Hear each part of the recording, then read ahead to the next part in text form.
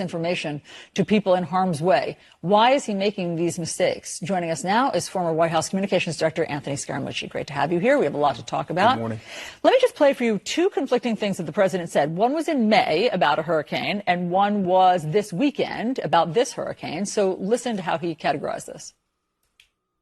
I've just come from a stop at Tyndall Air Force Base where I saw the devastating effects of that Category 5 hurricane. I'm not sure that I've ever even heard of a Category 5. I knew it existed, and I've seen some Category 4s. You don't even see them that much, but a Category 5 is something that I don't know that I've ever even heard the term, other than I know it's there.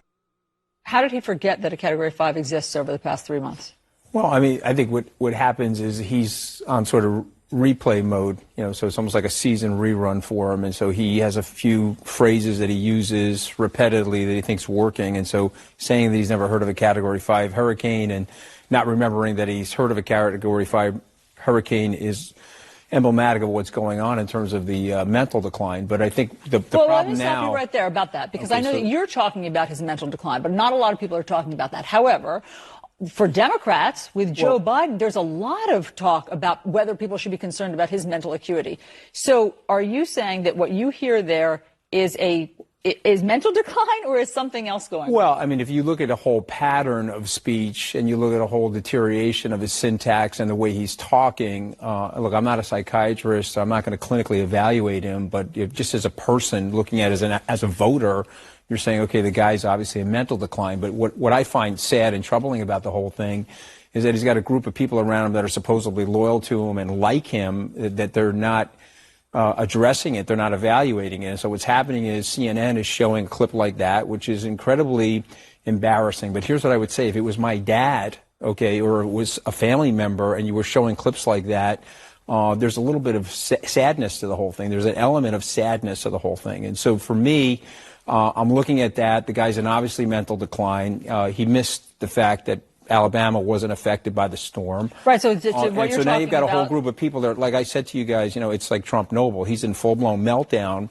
And now you've got a group of people that have made a decision that they're going to cover this up as opposed to clean it up. Now, well, I don't know if he's in full-blown meltdown. I don't know what your evidence of that is. The full-blown meltdown? Yeah. What are you talking about? I mean, he's the fact that he says he doesn't know a Category 5. He's on a vicious rant and attack. He attacks his fellow citizens almost every day, repetitively on Twitter. He went after Deborah Messing, who's just a fellow citizen of his in the United States, over the weekend.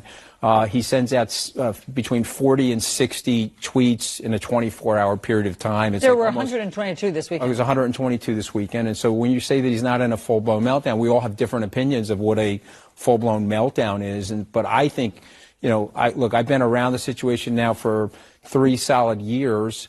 There are people critical of me saying, well, you should have noticed it 3 years ago. Okay, I'll accept that criticism. But it's way worse today than it was 3 years ago, and it's going to get way worse in about 6 months. So, again, the Republicans have a responsibility to the nation to get him evaluated, and they have a responsibility to the nation to tell the truth. Now, if they are all in camp with him, then they should speak out over the next coming months and roundly endorse him and say that he's doing everything great and he's totally fine. But you notice they're not doing that either. Well, some are. But, I mean, what you're talking about... Some are who?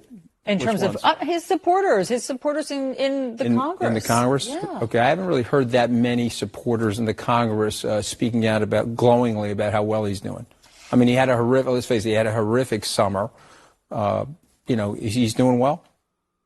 What you're talking about in terms of Alabama, I just want to read it for people, because this was erroneous information put out by the President of the United States as a storm is approaching. In addition to Florida, South Carolina, North Carolina, Georgia, and Alabama will most likely be hit much harder than anticipated. And, I just don't know what voters are supposed to make of erroneous information like this. Well, I mean, that could be a combination of things. Or that could be his comms team that was putting that out. He wasn't probably paying close enough attention to it. I mean, again, I'm not here to apologize for that tweet or even defend it, but I think what's even crazier about the whole thing is he can't ever admit that he's wrong. And so he's putting out a tweet after the fact saying, well, it's good to be prepared anyway, even though the hurricane's not near you. It's like telling Nebraska that the hurricane's coming, but be prepared for it. But this is the stuff. We're now in that debate where you guys are showing those clips. those clips, if you're a family member, they should be sad to you, honestly. And if they're not sad to you, then what is exactly going on? I mean, is the power that important, where you have to hold power that closely, despite the fact that you know that there's a dematerialization going on at the time that you're observing something like that? Much has been made that you were only in the White House for a short time. However, right. You have been around the team enough to know, I think, what happens behind the scenes during a crisis like this. So when the president cancels his trip to Poland, as he did about this hurricane, what's going on? Is he feeling compassion for the victims? Because it's hard to tell when we see him just golfing all weekend. Well, I mean, listen, I mean, again, these are my personal opinions, my personal observation. He doesn't really feel a lot of compassion for anybody, actually. And so, if you just look at what he was doing in El Paso, where he's holding the babies recently orphaned, he's got his thumb up in the air like it's a fundraiser out in the Hamptons. And so he's not really showing great compassion. He's out golfing. He complained about President Obama golfing incessantly. And so now he's doing the exact same thing, if not worse. I think he's golfed, over 200 days. But I think that the real issue isn't just that. It's that the messaging from the presidency, and the reason why he's stuck at 40%, and I predict will go down into the low 30s, is that at the end of the day, it's about people. It's about people way more than it is about policy, Allison. And people are concerned. And when you look at the country right now and you say, okay, is this how we want things to go? At the end of the day, somebody that's sitting in that office has to have a little bit more compassion and a little bit more humanity. You point out the fact that I was only in the White House for a short period of time. That's fair. But I was on the campaign. I was on the presidential transition team. And even after getting fired from the White House, I wanted to stay loyal to the president's agenda, and I wanted to stay loyal to, by and large, a lot of the policies.